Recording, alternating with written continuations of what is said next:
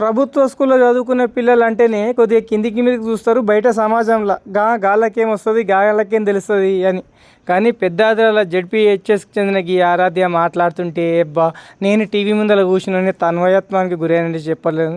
ముఖ్యమంత్రి ముందల అనర్గళంగా ఎక్కడ తడబడకుండా త్రిబుల్ ఐటీ వల్ల విద్యార్థులకు ఎంత మంచిగా ఉంటుందో ఎంత మంచి భవిష్యత్తు ఉంటుందో పాప చెప్పింది. దానికి ముఖ్యమంత్రి సారి ముసిముసి నవ్వుతుంటే చాలా సంతోషం అనిపించిందిలా.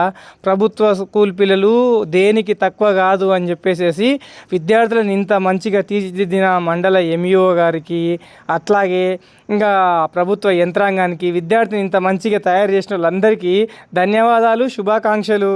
మరియు వేదిక పైన నన్ను పెద్దలందరికీ మరియు నాతోటి విద్యార్థులకు నమస్కారాలు. నా పేరు ఆరాధ్య సార్.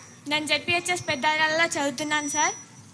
పాలమూరు జిల్లా వలస జిల్లాగా పేరు పొందింది, కానీ ఇప్పుడు చదువుల జిల్లాగా మార్చుతున్నందుకు మీ అందరికీ ధన్యవాదాలు.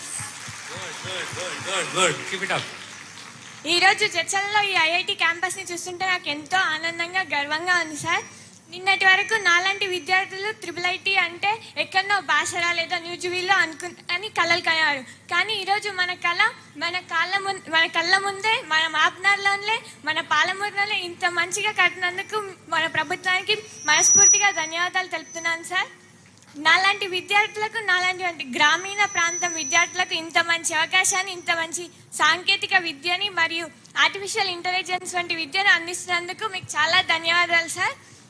నాలాంటి విద్యార్థులను మీరు అందరూ ప్రోత్సహిస్తున్నందుకు మీకు చాలా చాలా ధన్యవాదాలు సార్. ఇంత మంచి అవకాశాన్ని నాకు ఇచ్చినందుకు మీ అందరికీ ధన్యవాదాలు sir. Thank you Aaradhya, thank you. Last